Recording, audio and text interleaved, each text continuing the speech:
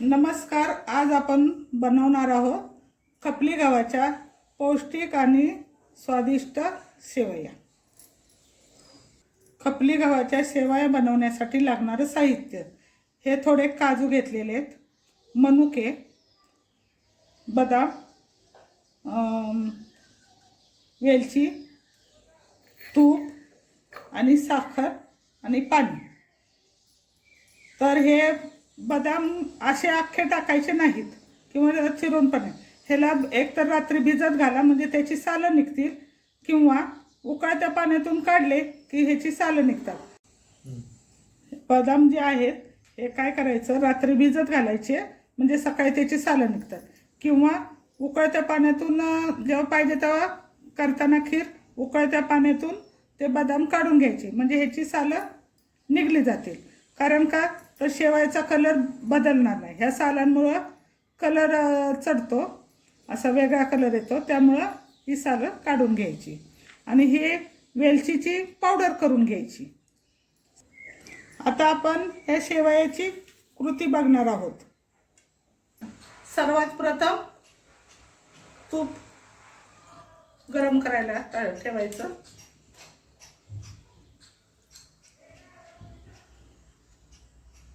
याच तुपात आपण जो मसाला काढलेला आहे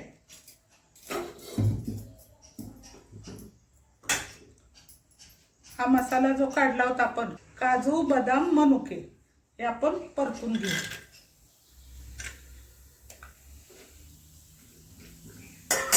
ते बघा, बदामाची सालं काढल्यावर असं पांढरं दिसतं, ते असं तळून घेऊ.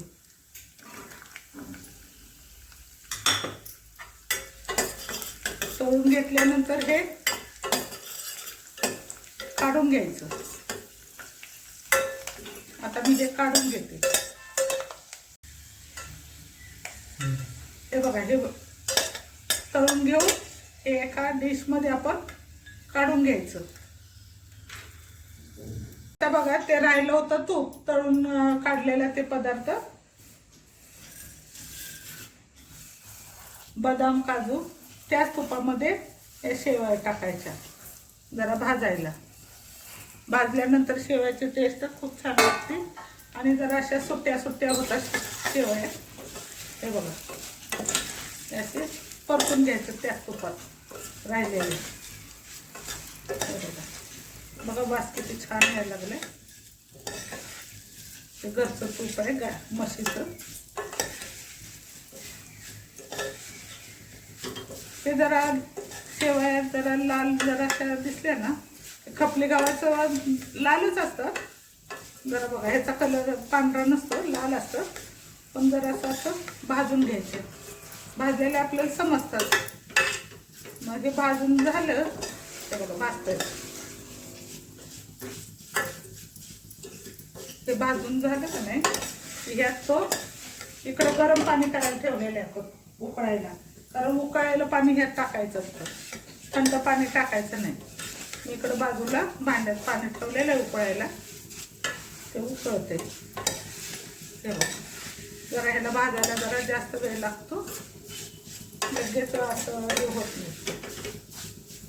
कारण जाड असतात ना जरा शेवया ह्या. आता बघा, शेवया भाजून झालेत का, कलर दिसतोय का असा आलेला जरा गोल्डन. मग नंतर हा मसाला हे टाकायचं. गरम पाणी केले ना आपण, हे बघा, ते उकळायला पाणी करून टाकायचं.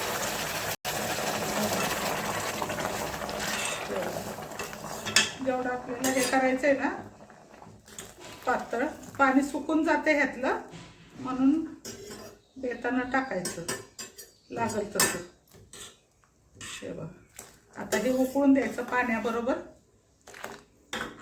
हे बघा किती मी पाणी टाकले. जर आपण भाताला ठेवतो ना असं पाणी टाकायचं, म्हणजे मग त्या शेवया त्यात शिजतात. शेवयाचा बारीक चुरा करायचा नाही जास्त, नाहीतर मग एकदम काला झाल्यासारखा होईल. ते अशा जराशा मोठ्या ठेवायच्या, जास्त बारीक नाही करायच्या. आणि असं उकळून द्यायचं. उकळी आल्याशिवाय साखर वगैरे काही टाकायचं नाही. हे आलं का, भाताला उकळी येते अशी. आता हे बघा, ह्यात आता जो आपण परतून घेतला होता ना मसाला, काजू बदाम मनुके, ते त्यात टाकून द्यायचे.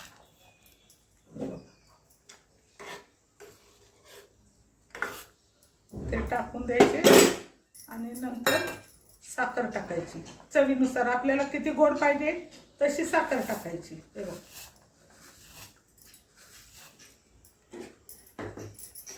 हे बघा. आता हे शेवया जरा शिजून द्यायच्या.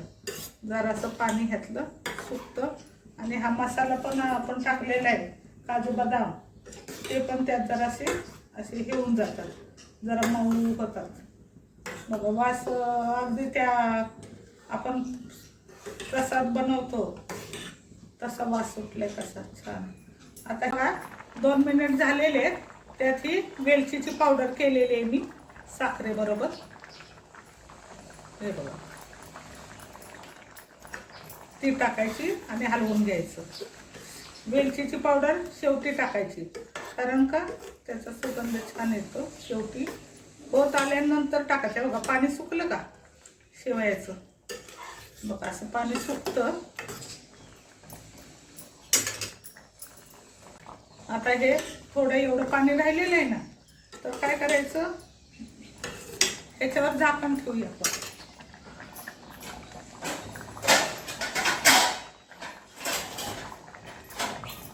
ह्याच्यावर जराशी झाकण ठेवूया, 1 मिनिट झाकण ठेवूया, परत हलवूया.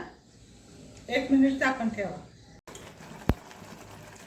हे बघा, एवढं थोडंसं पाणी राहिलेलं आहे ना.